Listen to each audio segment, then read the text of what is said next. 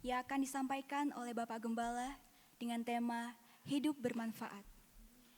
Kita percaya bahwa Tuhan telah menciptakan kita seturut dengan gambar-Nya, karena hidup kita berharga di mata-Nya. Kami undang jemaat sekalian untuk berdiri, mari kita menyanyikan Hidupmu Berharga Bagi Allah.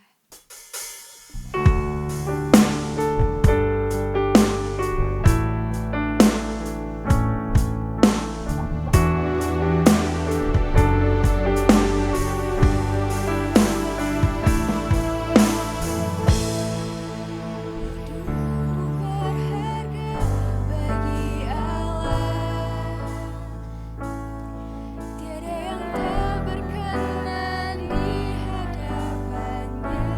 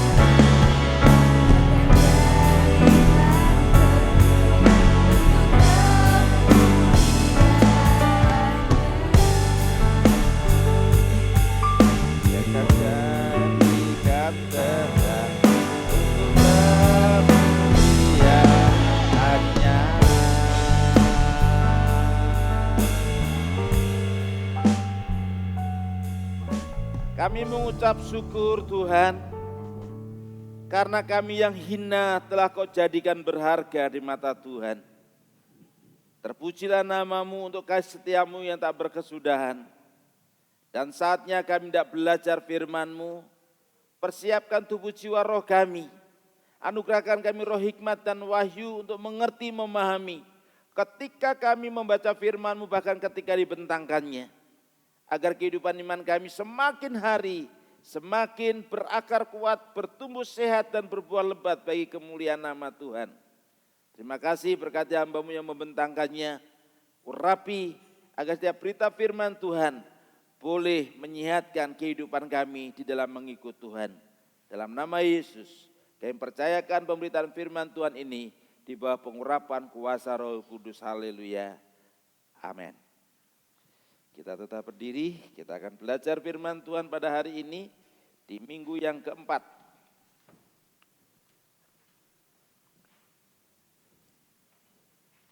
Dengan satu tema, hidup bermanfaat.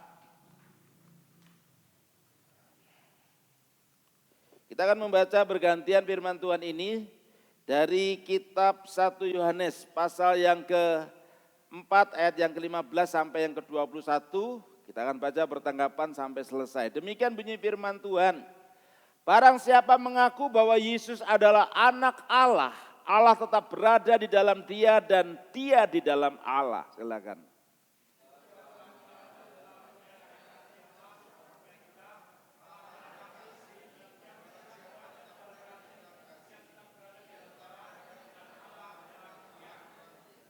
Ayat 17, dalam hal inilah kasih Allah sempurna di dalam kita, yaitu kalau kita mempunyai keberanian percaya pada hari penghakiman.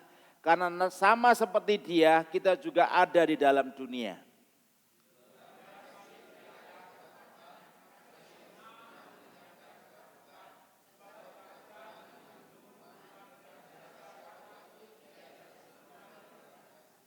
Ayat 19, kita mengasihi karena Allah lebih dahulu mengasihi kita.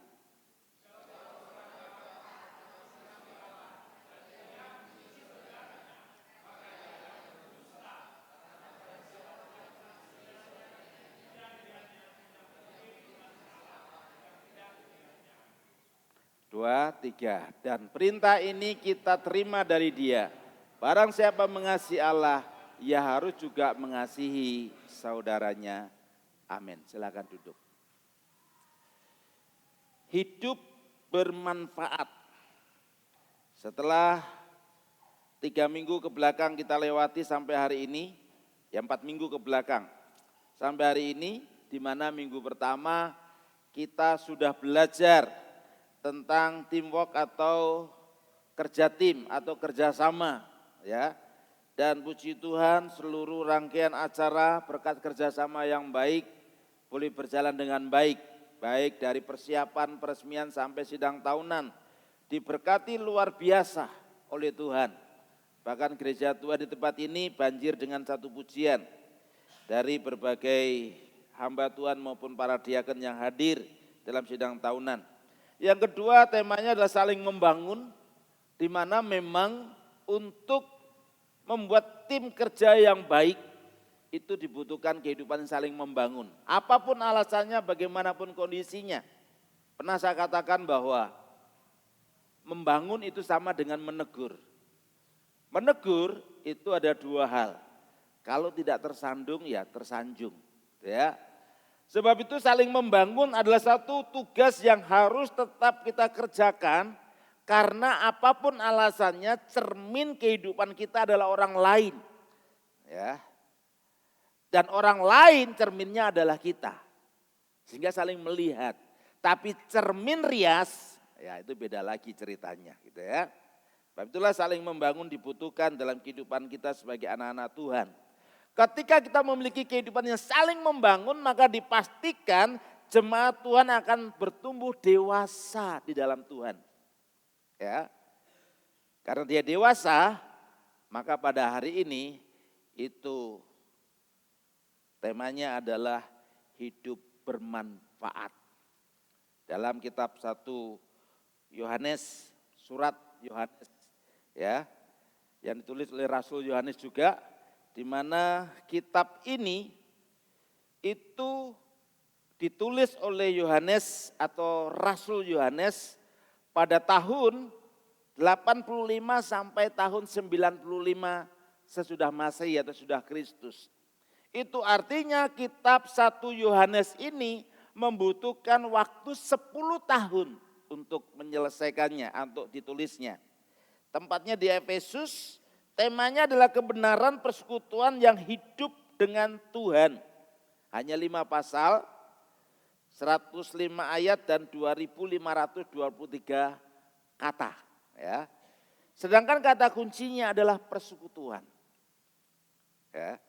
Sekali lagi kata kuncinya kitab surat 1 Yohanes itu persekutuan. Nah, tujuan firman Tuhan pada hari ini disampaikan adalah untuk membawa jemaat agar mengerti bahwa ketika kita hidup bermanfaat bagi orang lain, itu pasti selalu kembali kepada diri kita sendiri. Ya, jadi tujuannya adalah membawa jemaat agar mengerti bahwa ketika hidup kita bermanfaat bagi orang lain, itu pasti, bukan mudah-mudahan Bapak Ibu Saudara ya, itu pasti selalu kembali kepada diri kita sendiri. Hidup bermanfaat itu juga memang dilakukan oleh orang-orang yang tidak mengenal Tuhan. Tetapi segiat apapun, sehebat apapun mereka melakukannya, hanya terbatas untuk kehidupan di dunia ini. Bukan untuk kehidupan di dunia yang akan datang. Mengapa demikian?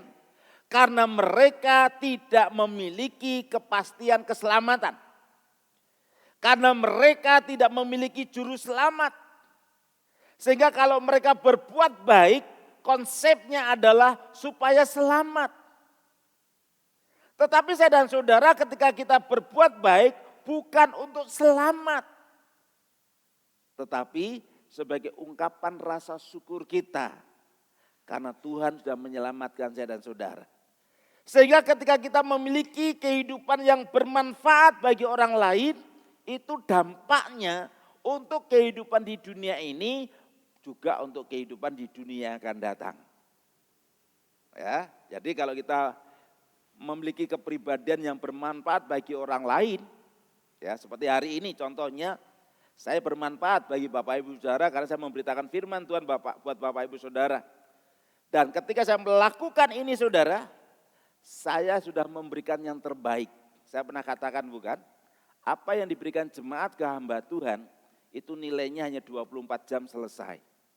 Tapi apa yang diberikan hamba Tuhan kepada jemaat, itu nilainya bersifat kekal. Karena bicara masalah firman Tuhan. Sebab itu poin yang pertama, untuk menjadi pribadi memiliki kehidupan yang bermanfaat, maka syarat utamanya adalah harus mengaku atau percaya Yesus. Kita tes firman Tuhannya, kita baca firman Tuhannya saudara. Di dalam ayat 15 dan 16, saya membaca ayat yang ke-15, silakan dibuka Alkitabnya masing-masing. Ya. Demikian bunyi firman Tuhan, ayat 15 saya baca, ayat 16 Bapak Ibu Saudara sekalian. Barang siapa mengaku bahwa Yesus adalah anak Allah, Allah tetap berada di dalam dia dan dia di dalam Allah. Silakan.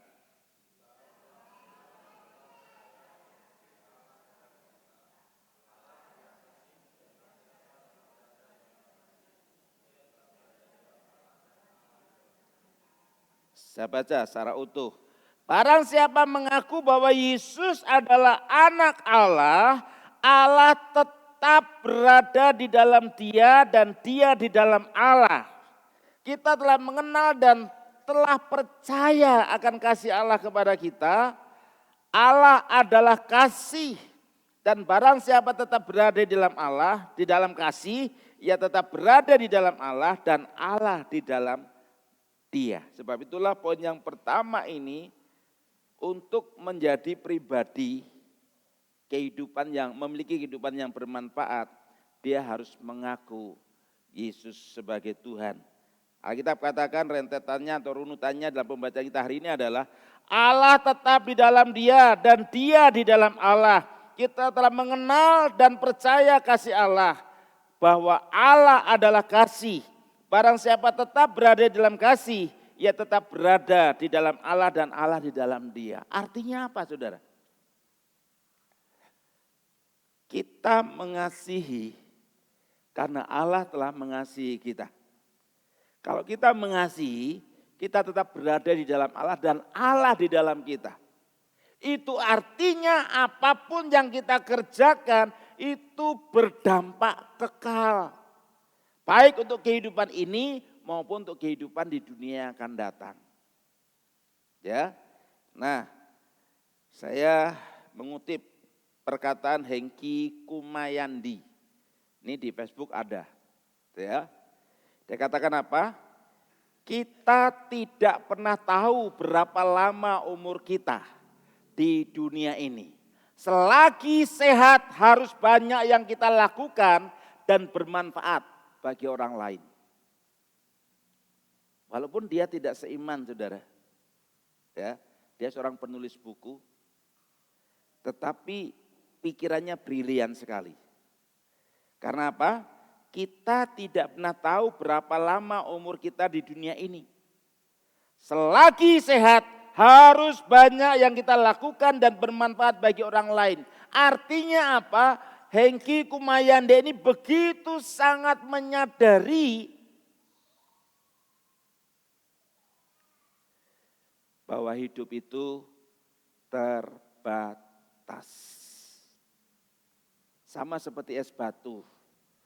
Dipakai nggak dipakai tetap meleleh, tetap habis. Nah, Nabi Yesaya berkata demikian. Kita baca salah satu ayat, Bapak Ibu salah satu ayat dalam Yesaya 38 ini. Ayat 18 mengatakan demikian. Sebab dunia orang mati tidak dapat mengucap syukur kepadamu dan maut tidak dapat memuji-muji engkau. Orang-orang yang turun ke liang kubur tidak menanti-nanti akan kesetiaanmu. Silakan.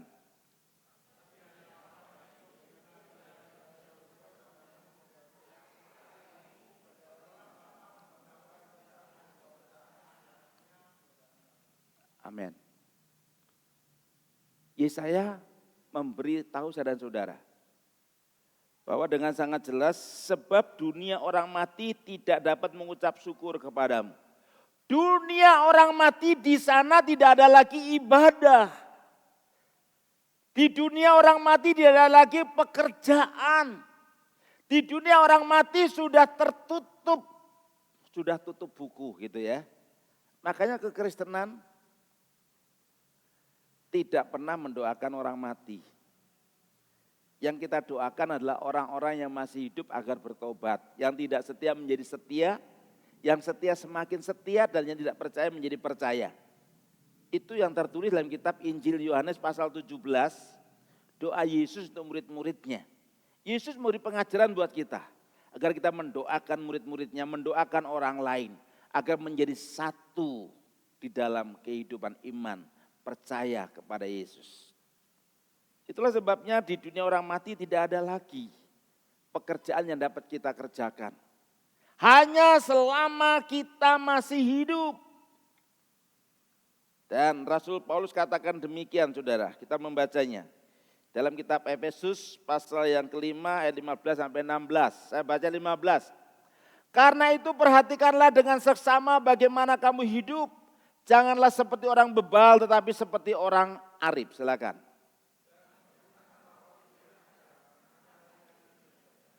Pergunakanlah waktu yang ada. Berarti ada waktu-waktu di mana tidak ada lagi dalam kehidupan kita, tidak ada lagi kesempatan bagi kita. Pergunakanlah waktu yang ada. Kalau hari ini Bapak Ibu Saudara dan saya tidak beribadah kepada Tuhan, maka akan lewat begitu saja dan tidak ada satu orang pun yang bisa menarik kembali. Minggu depan sudah minggu yang baru. Sebab itulah Alkitab katakan dalam kitab Ratapan, kasih setiamu selalu baru setiap hari. Artinya apa? Kasih Tuhan itu tidak pernah basi. Selalu baru dan selalu baru. Sebab itulah ketika kita menteladani Kristus sebagai Tuhan dan Juru Selamat, maka kita juga harus selalu melakukan sesuatu yang baru, yang berdampak, yang bermanfaat bagi gereja maupun bagi orang lain. Yang kedua, saudara, yang kedua adalah hidup bermanfaat, jangan bimbang. Kita baca firman Tuhannya ayat 18 sampai 19. Demikian bunyi firman Tuhan 18-19 ya. Di dalam kasih tidak ada ketakutan. Kasih yang sempurna melenyapkan ketakutan. Sebab ketakutan mengandung hukuman dan barang siapa takut ia tidak sempurna di dalam kasih. Ayat 19. Kita mengasihi karena Allah lebih dahulu mengasihi kita. Jangan bimbang, jangan takut, jangan ragu. Bukankah seringkali kita berhitung? Mau memberikan persembahan berhitung dulu. Itu toh. Mau menolong orang lain berhitung dulu. Itu toh. Padahal kita bisa melakukan. Kita takut kalau nanti begini, nanti begitu, saudara. Kalau itu yang terjadi seringkali dalam kehidupan kita, maka sesungguhnya kita sudah tidak mempercayai Tuhan lagi. Beberapa minggu yang lalu sudah saya sampaikan. Ya. Kalau saya dan saudara, itu kalau tidak salah dalam ibadah pasutri. Kalau saya dan saudara atau ibadah keluarga ya di bawah ya, itu memiliki uang 1 juta, lalu kita persembahkan 100.000. Maka harta kita yang asli itu bukan 900, tapi 100.000. Karena 100.000 yang kita persembahkan itu nilainya kekal. Di dalam kitab Injil Matius pasal 6 ayat 19, kumpulkanlah hartamu di sorga. Itu yang kita miliki, makanya Paulus tulis. Tuhan meminta apa yang ada pada kita, bukan apa yang tidak ada. Di dalam kitab 2 Korintus dengan sangat jelas pasal 8 itu ayat yang keempat. Dengan sangat jelas. Itu artinya apa yang kita persembahkan itu asli kekayaan kita. Yang tidak kita persembahkan itu asli milik orang lain. Mengapa demikian? Kalau kita meninggal terserah siapa yang mau. Itu maksudnya begitu. Nah Bapak Ibu, ada satu ilustrasi. Ada seorang ibu yang mempunyai anak tunggal. Dia kaya raya. Tapi anaknya meninggal. Karena kepedihan-kepedihan itu, dengan berjalannya waktu dia terus mengirim bunga melalui juru kunci atau penjaga kuburan. Dia kasih uang, dia berkata kepada juru kunci, tolong belikan bunga dan taruh di makam anakku. Dan itu terus terjadi setiap bulan, saudara. Karena kasihnya itu. Dengan berjalannya waktu, entah bagaimana ceritanya, ibu ini timbul kecurigaan, jangan-jangan juru kunci tidak pernah membelikan bunga untuk pusara anaknya. Ya. Lalu dia bertanya, apakah benar selama ini uang yang saya berikan kepadamu untuk membeli bunga supaya ditaruh di pusara anakku atau makam anakku, kau lakukan? Sang juru kunci bilang begini, saya minta maaf ibu, memang uangnya tetap saya belikan bunga, tetapi tidak saya taruh di kuburan anak ibu. Justru saya bagikan kepada panti-panti jompo. Loh kok bisa begitu? Ya, saya minta maaf katanya. Kalau saya berikan kepada di atas makam putra ibu tentu tidak bermanfaat. Tapi ketika saya berikan kepada panti jompo, bentuk perhatian gitu ya, mereka mengalami sukacita yang luar biasa. Mereka merasakan diperhatikan yang selama ini anak-anaknya tidak pernah memperhatikan dia. Dan juru kunci ini pun mengalami hal yang sama. Dia mendapatkan sukacita yang luar biasa. Di tengah kemarahannya itu, ibu ini pergi. Bulan berikutnya, dia tidak lagi memberi uang untuk membeli bunga kepada juru kunci untuk anaknya. Tetapi dia membeli bunga langsung dan pergi ke panti jompo. Dan dia membagikannya. Dan ibu ini mendapatkan sukacita penghiburan yang begitu luar biasa. Karena apa? Hidupnya bermanfaat bagi orang-orang lansia di sana. Di sana juga dia bisa berbagi kasih selain bunga. Itu artinya apa? Selain bunga real, juga bunga bank, mungkin begitu ya. Tambah seneng bukan? Gitu ya. Kasih bunga aja seneng, apalagi kasih bunga bank gitu ya. Pasti lebih seneng lagi gitu ya. Itu artinya apa Bapak Ibu Saudara diberkati oleh Tuhan? Kehidupan yang bermanfaat itu selalu berdampak untuk kedua belah pihak. Baik untuk yang diberi maupun yang memberi. Seorang guru, pendidik, sebelum saya sampaikan ini, ya poin ini jangan bimbang, di dalam kasih tidak ada ketakutan. Kasih yang sempurna melenyapkan ketakutan. Barang siapa takut tidak sempurna dalam kasih, dasar kita mengasihi karena Allah sudah terlebih dahulu mengasihi kita. Seorang pendidik ya dari Amerika untuk Afrika. Kita tahu bahwa orang Afrika berkulit hitam itu selalu bermusuhan dengan orang Amerika yang berkulit putih gitu ya. Tapi Booker T. Washington ini dia menulis dengan sangat cantik. Mereka yang paling bahagia adalah mereka yang paling banyak berbuat baik untuk orang lain. Wow. Seorang guru yang luar biasa. Telah memberikan waktunya untuk orang Afrika yang tidak terjangkau. Itu ya. Makanya kemarin juga ketika kami ke Jonggon dan ke Lekagido, itu bahasanya menjangkau yang tidak terjangkau. Nah, Booker ini juga sama. Dia memiliki kehidupan menjangkau yang tidak terjangkau karena orang kulit hitam itu selalu bermusuhan dengan orang kulit putih. Sehingga terabaikan, apalagi di Afrika itu Bapak Ibu sungguh-sungguh tentu sangat tahu gitu ya. Kehidupan orang Amerika itu sangat-sangat miskin, jauh dari zona nyaman gitu ya. Sebab itulah Booker ini pergi ke sana mengabdikan dirinya, membuat satu perubahan demi perubahan. Dan dia mengukir kata-kata yang indah, mereka yang paling bahagia adalah mereka yang paling banyak berbuat baik untuk orang lain. Sebab itu dalam poin yang kedua ini, jangan berhitung saudara. Jangan berhitung. Kenapa? Karena Alkitab juga mengajar saya dan saudara demikian.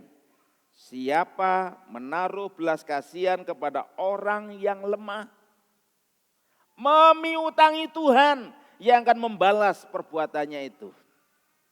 Wow, kok bahasanya memiutangi ya? Saya merenungkan kenapa Amsal atau Raja Salomo ini berkata demikian. Padahal kita tahu bersama bahwa langit dan bumi dan segala isinya adalah milik Tuhan, bukan? Kita itu numpang, saudara. Kalau kita memiliki segala sesuatu yang ada di dalam kehidupan kita, itu barang titipan. Tetapi ketika kita dapat memanage dengan baik, mengelola dengan baik, Alkitab katakan kita memiutangi Tuhan yang akan membalas. Cuma seringkali orang salah menerjemahkan firman. Contoh, beberapa waktu yang lalu saudara Ersa mengatakan, tidak usah takut burung-burung di udara pun dipelihara oleh Tuhan. Enak ya, kalau nggak diterjemahkan kan seolah-olah nggak usah kerja, dipelihara Tuhan kasih makan. Tapi pertanyaannya adalah, tidak pernah kan Bapak Ibu melihat Tuhan melempar makanan ke sarang burung? Betul ya? Burung pun tetap harus terbang mencari makannya gitu ya. Dan Tuhan tidak pernah melempar makanan ke sarang burung gitu ya. Artinya apa? Lakukan tugas kita dan biarlah Tuhan melakukan tugasnya. Ketika kita tidak berhitung, karena banyak orang berhitung saudara. Kalau dia memberi perpuluhan, dia berharap diberkati. Memang Alkitab mengatakan janji Tuhan pasti memberkati. Tetapi akan menjadi salah kalau kita berharap diberkati. Sebab ketika kita melakukan firman Tuhan, Tuhan pasti menggenapinya. Karena apa? Seringkali Tuhan itu menguji saya dan saudara. Sudah berbuat ini, berbuat itu, tapi hidup kita masih susah begitu mungkin ya. Masih mengalami berbagai-bagai kesulitan, katanya diberkati. Nah itu kan sudah konsep yang salah. Seharusnya lupakan semua apa yang kita kerjakan, apa yang kita lakukan. Dan biarlah Tuhan yang mengingat semua yang kita kerjakan itu dan membalasnya. Karena pernah saya sampaikan, di 10 itu ada orang yang berhitung sama Tuhan. Setiap Natal, setiap Paskah dia pasti memberi terima kasih untuk hamba-hamba Tuhan. Dia pegawai pajak, ya saya nggak sebut namanya, Pilih pasti tahu. Ya, dia pegawai pajak. Suatu ketika dia usaha kayu ke Benamang, ke hutan lindung, gitu ya. Waktu berangkat panas, begitu turun muat hujan, banjir, akhirnya semuanya gagal di tengah jalan. Dia marah sama Tuhan saudara. Katanya diberkati gitu. Saya bilang sama dia, Pak sebenarnya sampean itu sudah diberkati cuma kurang bersyukur. Orang semua berkata bahwa Bapak kerja di lahan yang basah. Tapi Bapak kurang basah akhirnya tenggelam. Kan lahan pajak itu kan subur Bapak Ibu Saudara ya. Lahan basah orang bilang. Tapi karena kurang basah justru tenggelam. Ada satu kata-kata indah saya coba mengingatnya saudara. Itu ucapan seorang desa yang sangat terpencil. Dia bilang begini. Berkat itu yang penting milih. Nah, itu apa milih? Ngalir gitu. Yang penting ngalir. Ya. Setiap hari gitu ya. Enggak usah banyak-banyak, kalau banyak-banyak nanti takut tenggelam gitu ya. Yang penting ngalir, lancar gitu ya. Enggak usah banyak-banyak nanti tenggelam gitu ya. Nah ketika kita melihat perkataan Amsal atau Raja Salomo ini saudara dengan sangat jelas siapa menaruh belas kasihan kepada orang yang lemah memiutangi Tuhan. Tetapi ini harus dipahami, kalau Bapak Ibu membaca dalam kitab 1 Tawarik pasal 29, itu bicara masalah organisasi. Daud bilang aku memberi ini. Siapa yang menyusul? Transparan. Tapi kalau Bapak Ibu membaca dalam kitab Injil Matius tentang hal memberi sedekah pasal 6 itu saudara, itu beda. Memberi tangan kanan jangan tahu tangan kiri. Ya. Kerjakan saja. Lupakan apa yang kita kerjakan. Karena kalau kita mengingatnya kita pasti kecewa. Mengapa saya katakan demikian? Kalau kita berbuat sesuatu untuk orang lain dan orang lain itu tidak tahu berterima kasih. Contoh begitu saudara. Tentu kita akan sakit hati bukan? Tentu kita akan kecewa bukan? Tetapi kalau kita memberi atau bermanfaat bagi orang lain. Melakukan sesuatu yang membuat orang lain itu diberkati. Lupakan saudara. Dia mau terima kasih atau tidak itu bukan urusan saya. Itu urusan dia dengan Tuhan. Tugas saya selesai. Gitu. Seharusnya berpikirnya seperti itu. Sebab kalau kita berpikir seperti itu berarti kematangan kita di dalam mengikut Tuhan sudah dewasa. Tapi kalau masih berpikir orang berterima kasih kalau enggak saya begitu saudara. Semua persembahan, semua kehidupan yang kita kerjakan sia-sia. Kita tidak pernah memiutangi Tuhan lagi. Itulah hasil kita, itulah upah kita. Tapi kalau kita melakukannya tanpa berhitung, maka Tuhan yang sanggup menghitung dengan detail, Dia akan membalasnya dengan caranya, bukan dengan cara kita.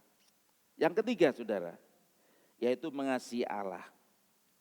Di dalam poin ini ayat yang ke-20 sampai 21, mari kita membacanya, saya membaca 20, Bapak Ibu saya 21. Alkitab katakan demikian. Jikalau seorang berkata, aku mengasihi Allah, dan ia membenci saudaranya, maka ia adalah pendusta. Karena barang siapa tidak mengasihi saudaranya yang dilihatnya, tidak mungkin mengasihi Allah yang tidak dilihatnya. Silakan.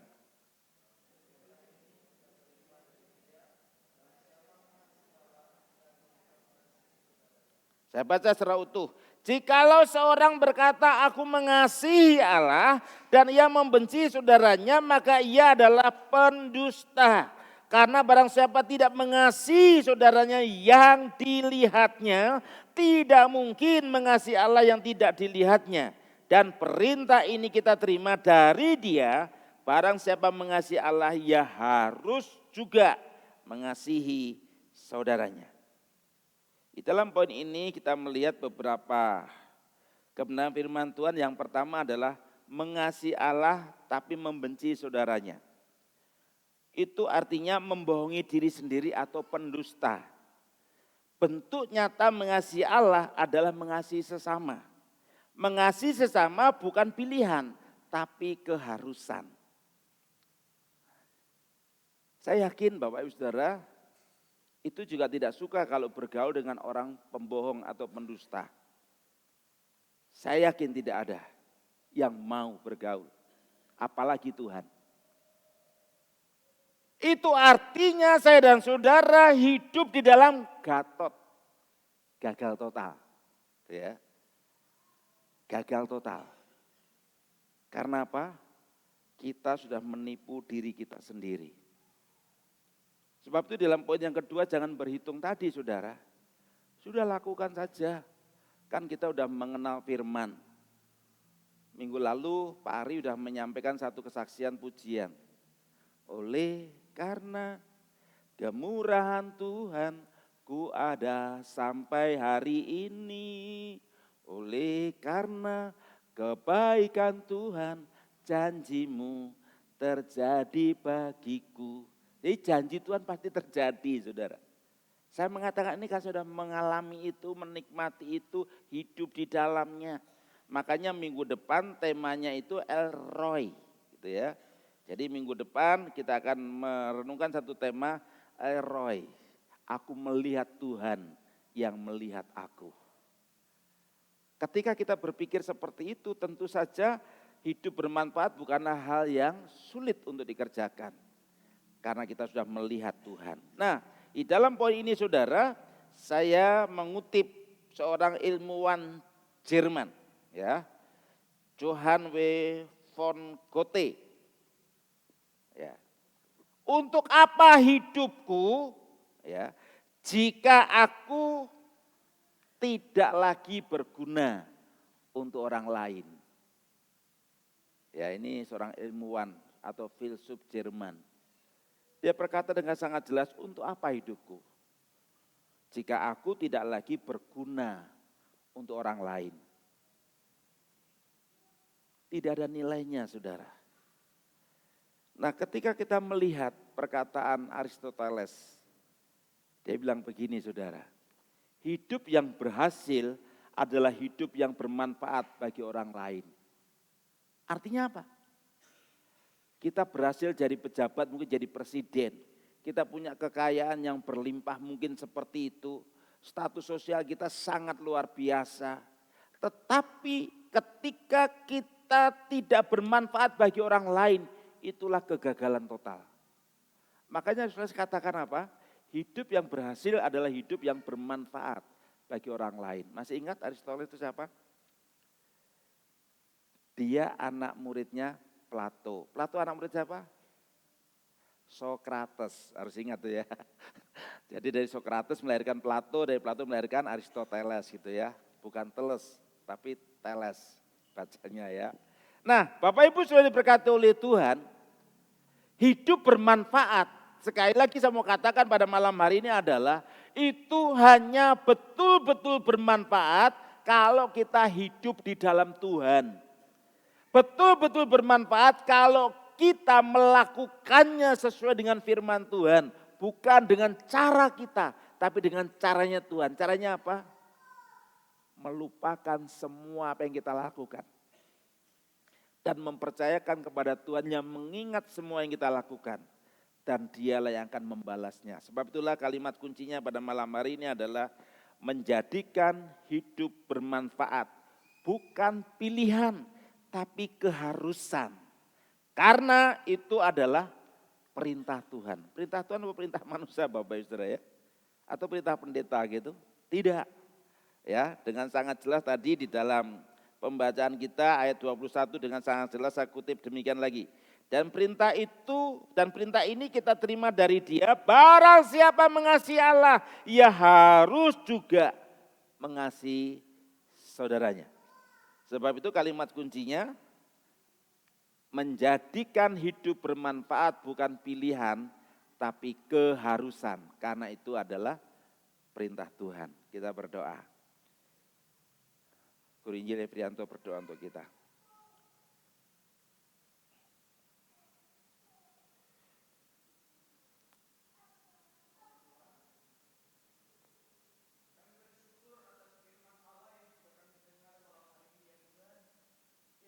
Firman ini menjadi rema dalam kehidupan kami, sehingga hidup kami bermanfaat bagi sesama kami, bagi gereja kami, bagi lingkungan kami, dan terutama bagi keluarga kami ya Tuhan.